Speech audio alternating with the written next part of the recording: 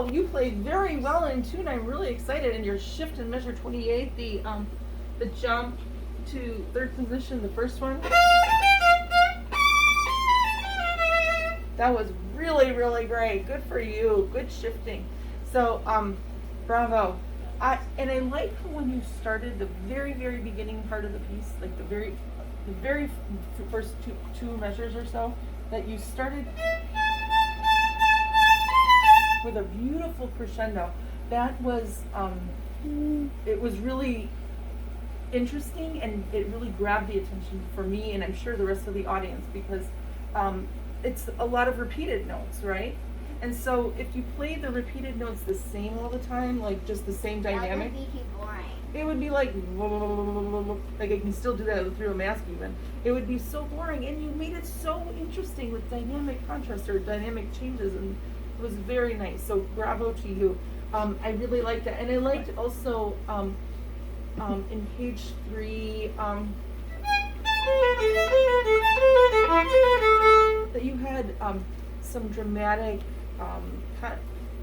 nuances where you started off a little bit smaller in your dynamics, like piano and then crescendo, and then you would come back down, and then you crescendo and kind of come back down. There was like some swells there. That was really nice. I liked that too. So good job. Can I see your bow just for a second? I just want to feel the okay, that's all I wanted to do. So I wonder if we can make your dynamics a little bit even, a little bit more. So right here is where you are, and I want to see if we can make you like this. So make your pianos a little bit softer and your fortes a little bit louder. Okay? When Vivaldi would have been writing this music, he would have called these terraced dynamics. Do you know what a terrace is? So it's kind of like, you know, like Romeo and Juliet, she would be up on a balcony, and he would be down on the ground, like she'd be on the second floor, third floor, on a deck, and she would be a balcony. Yes, a balcony. And so that's kind of like a terrace, like something up high, and then they're down low. It's kind of like a terrace, a balcony. So that's kind of that idea. Something that's really high or really low. Mm-hmm. Not in between. Yes, not in between. So when we have terrace or different steps, that's called terracing. So if we have different levels, that's terracing. Okay, so when we have terrace dynamics, we have like forte, fortissimo is even higher, pianissimo. It's so soft you can't even hear it through the mask. But mezzo forte, mezzo piano. It's kind of in the middle. Yeah. It's kind of like the middle point. Right, so if we're trying to think about it like in our levels, our terraced dynamics, we want to make sure that we can play these things with a level in mind, right? So we could use the piece itself, and I want to come back to that, but just for right now, I want to see if we can just play the first phrase of Go Tell and Rody, because it's short and we can use that really easy to practice our levels. Let's play piano, first phrase of Go Tell and Rody. Hang on, may I retune your violin since we're gonna play together? Thank you.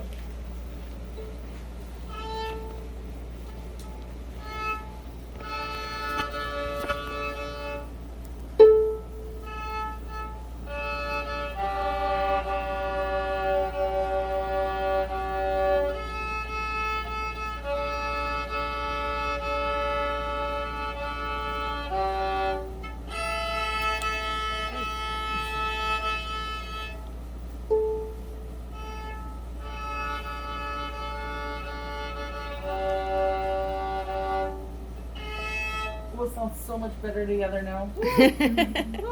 Okay, so we're playing piano.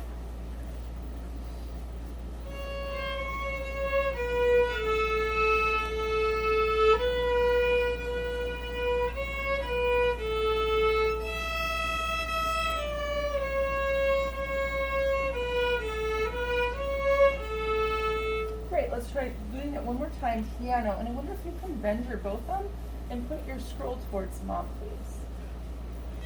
Piano.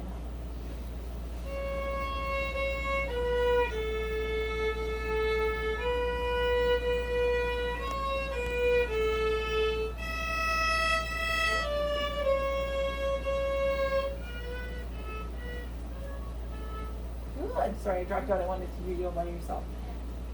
My E still sounds a little Yeah, bit your low. E does sound a little bit funny. Thank you for noticing.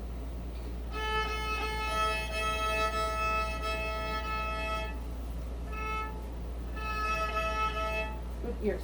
Okay, can you play Pianissimo, so another terrace level down, all by yourself, but you're going to put your scroll towards mom.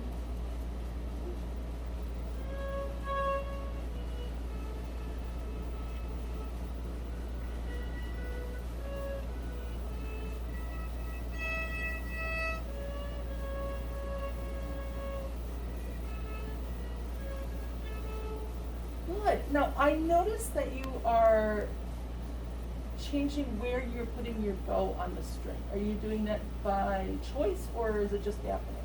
Just happening. Okay, so there is sometimes when we make choices when we play in different parts of the bow, and I'll talk about that in just a little bit. But I wonder if you can always play about here on the string. Can you try playing pianissimo and always play about there on the? Sometimes we call it the Chrysler Highway. The highway. Yeah.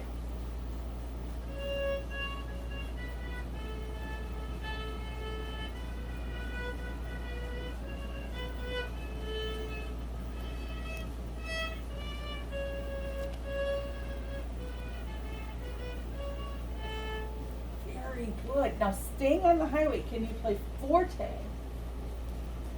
same thing. Same thing, but forte.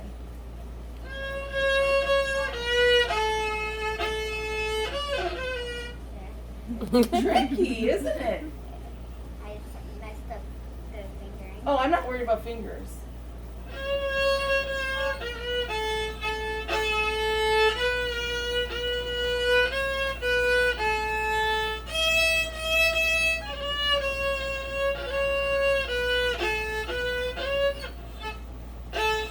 Yeah, very nice. I like your forte. Now, I bet we can make it a little bit stronger forte, and there's going to be a little trick that we're going to do. It's a little bit with like what Aiden was doing, looking through his window. I'm going to show you where the window is. Come on over. I'm going to show you. Come a little closer. A little closer. Okay. Now, if you look through the hair and the stick, you're going to see this little opening right there.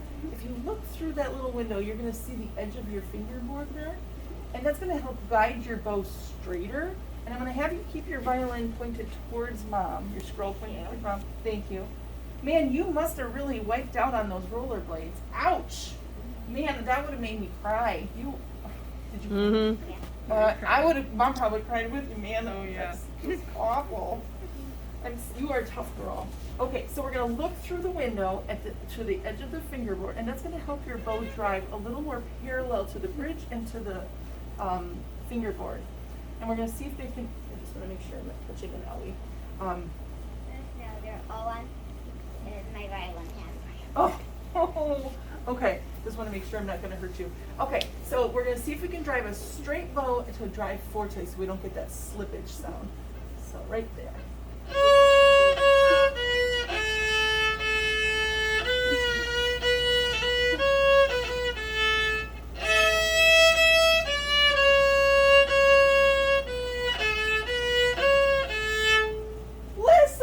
No slippies, right? Mm-hmm. Just by looking through the window. Now there's one more thing I want to see if we can try. We're going to look through the window. Did you hear no slippy sounds? No slippy sounds. We're going to see if we can do the exact same Well, thing. a very slight slip. Just maybe one, maybe. I didn't catch it. You're very picky. You are a very picky judge. Okay, we're going to do the same thing, but I'm going to ask you to do one more thing. So set your violin up, and then I'm going to tell you what to do. So point your scroll towards mom. That way mom can see, Miss Julie can see, and then I can see at the exact same time. You look through the window. Can you see the fingerboard all the way through? Look at that. See, I don't even have to touch it, and it fixes itself.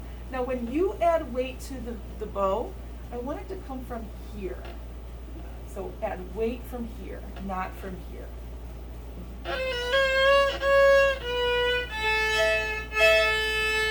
Wow, look how much bow she's using now. From here.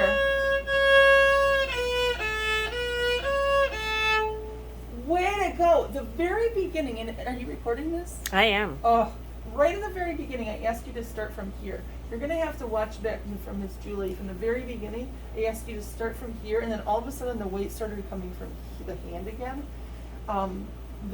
You used a whole bunch of bow, and almost the whole bow actually, and your tone was very free and open. And then all of a sudden the weight started to come from the hand, and it started to get less and I less noticed bow. something. If you use small bows, the piano stays more piano. Yes. But if you do it longer, it stays a forte somewhat loud. Yes, very good. Let's try that, and then we'll talk about Bach. What does Bach and Vivaldi have to do with each other? So more bow and more arm They weight. both wrote a lot of violin music. Yes, but let's see if more arm weight, not hand weight, and bow speed. More bow and arm weight. So start from here. I'm just going to lift this up just a little bit. So not from the hand, but from the elbow, and look through the window. Where's that window? Very good. And see that through here. Arm and bow.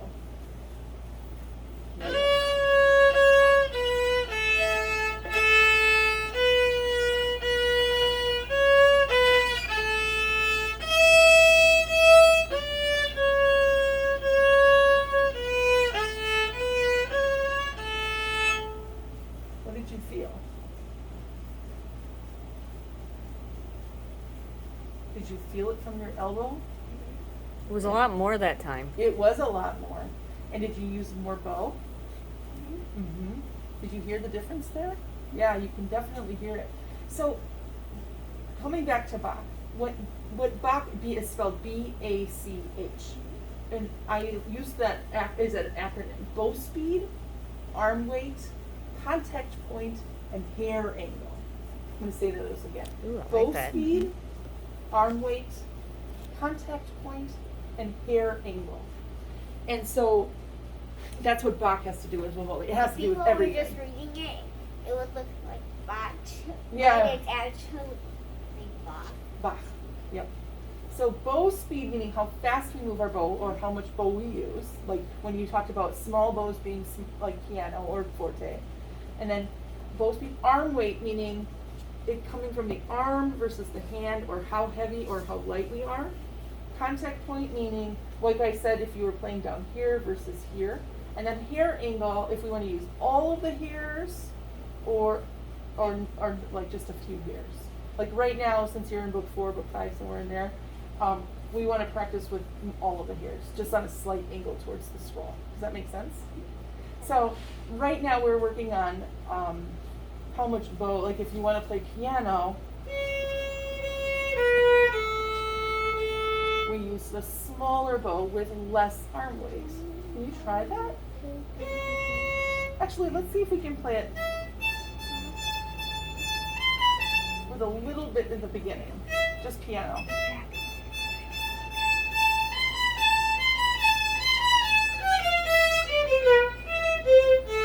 Good, now let's see if you can play it forte. So arm weight, and then when you want to get, and then forte is going to use lots of bow, right? Play it boring, so all the notes the same.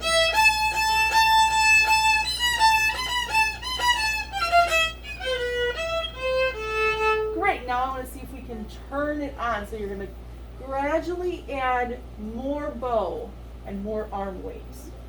Not hand weight, arm weight. So little, big, big, bigger.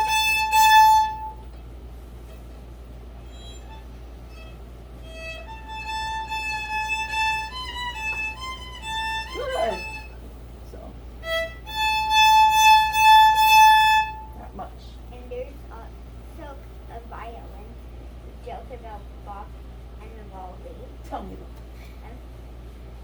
Why was Vivaldi mad at his chickens? Because they kept going Bach, Bach, Bach. I love it. Oh, those chickens. Bark, bark, bark, bark. So, little, more, most. So the last one is going to have the biggest bow, and you're going to have the most arm weight, and make sure your elbow is close to your body, not coming away. Try it.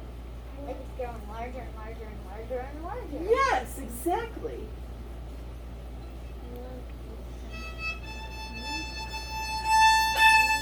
Yes! Yes! Yes! Oh, Mom has the biggest grin. I can see it through her mask. Try it again. That was beautiful.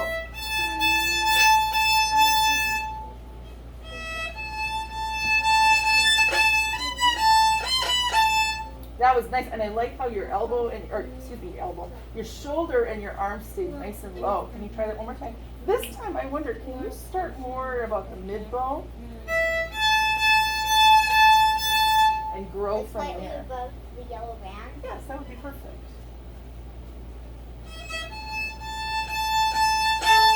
Oh.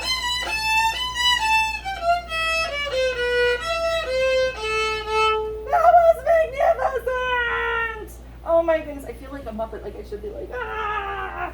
That was great. Do that one more time. I like skill and not luck. Let's make sure it's skill. Jade, fantastic work.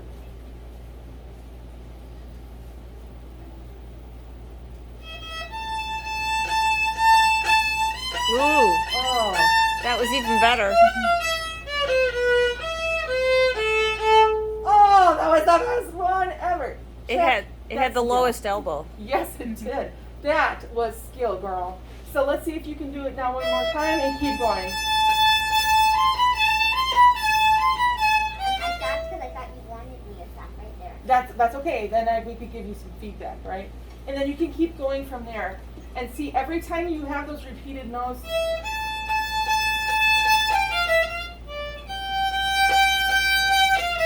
you can do the same idea. Elbow nice and low, crescendo with arm weight and bow speed.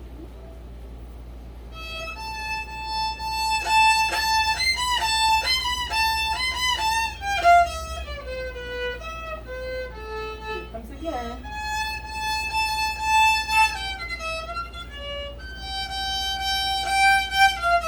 Yes.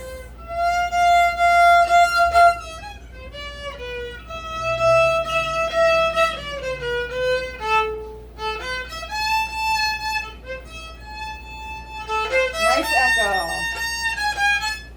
Da-da-da-dum-bum-bum.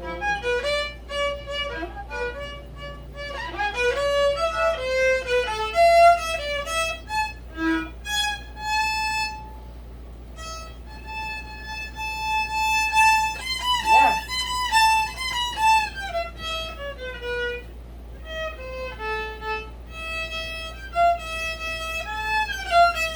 Crescendo.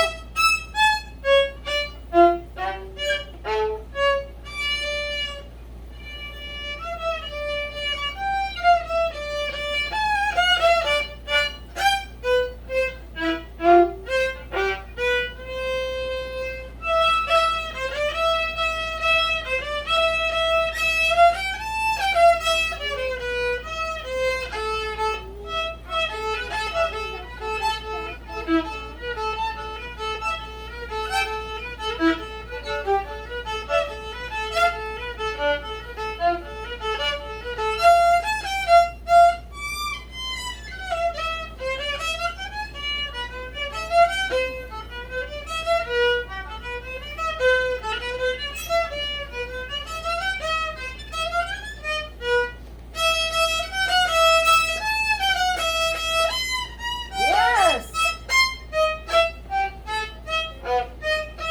Right there, stop there. That was fantastic. Oh man. It's like I'm listening to a different kid. But you're the same kid. Still Jade. Okay.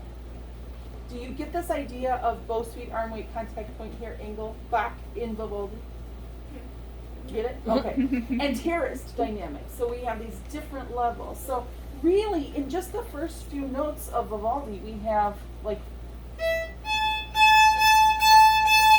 piano, Like mezzo the piano, chicken mezzo saying forte, bok, forte. bok, bok. Yeah. And Bok, Vivaldi, bok. and Vivaldi getting mad at them and yelling at them at the end. Yes! Yes! Exactly. Like the first chicken is like, no! And then no! No! No! Right? So it's just this gradual, dynamic crescendo or diminuendo. So have that idea and tell a story with your dynamics to make it very exciting. Otherwise, it's just kind of like, oh, that's a nice piece. You play well. You played in tune. I like your dynamics. I especially, like I told you, especially page 3 was really nice, and it was always this nice middle. Your violin's about to fall. Oh, thank you. It was always this very nice middle of the road, but you can make it so much more dramatic by adding those other ends to the spectrum of dynamics. Do you have any questions about what we worked on? No. Okay, before you go, and I know we're waiting for a friend, I wonder, can you show me? You have a break right now. Oh, okay. So Can you show me some vibrato before I go? we're just starting. It got delayed because of COVID. Oh, yeah, well, I understand. I have a couple of Sometimes I vibratos try to like do that it too. in my pieces. Try it best you Just can. show me the best you can.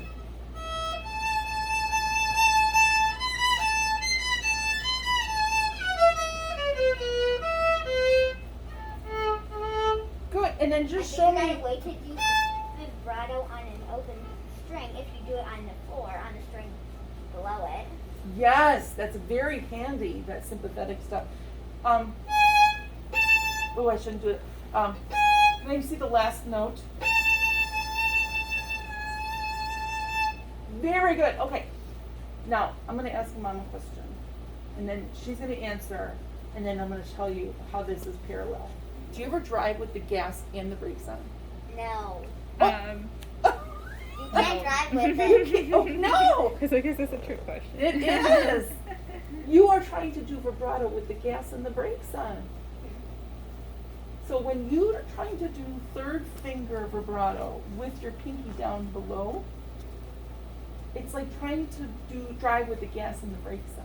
So I wonder, can you try doing that third finger vibrato and bring that pinky over the fingerboard? So do your vibrato and then, oop, see where, oop, oh, stinks. Sorry, hooked you. Come a little closer. Because you had really nice vibrato, it's a nice wiggle, but then your pinky was like, there you go, try it again. I'm going to help wiggle. Ah, there you go. Good, rest position. Yeah, good, keep the pinky up. Oh, don't be stinky, pinky. Good, very good, rest position. Ah, you know what you need? What? What's that? You were not paying She attention. was You reading. You were reading. I was reading and not paying attention. I know. Oh, Suzuki massage. Did you get an owie on your shoulders? And no. When I did this to Aiden, he was all ticklish. Now we know Aiden's ticklish. So now can you do vibrato like this? Kind of like riding the shop, holding onto the side of the shopping cart when it's going over Yeah. the puppy part. I haven't done that in a long time. Good. Now take your pinky and pull it down like this. Now try to do that. It's a lot harder, isn't it? Yeah, now pull it back up. Let it be loose. How much easier is it? Now pull your down. Pull it. Because your muscles are more tense and it's harder to shake your hand. Ding, ding, ding. So this is like doing vibrato with it up. And this is vibrato with it down. How much harder is it's like everything is like driving with the brakes on. This is driving with the gas only. This is vibrato with gas. And this is like Suzuki massage. Oop, I don't want to touch your owie, sorry. It's okay. Suzuki massage. They don't hurt that much, and the elbows from a different kind. I know, I just I don't wanna hurt you. Do you have any questions about what we worked on? No. So keeping that pinky over the fingerboard, driving with or vibrato with the gas on. Pinky below, driving with the brakes on. That's it. You can't drive with the brake, and also that just wastes gasoline. And yes, well, the same thing with vibrato. It's a whole bunch of energy. Hey, Jade. Come back, let's take a bow. A whole bunch of energy and a whole lot of frustration. Ah, yes. Let's take a bow. So much harder. Yeah, so much harder. Don't work so hard. Thank you so much for working so hard.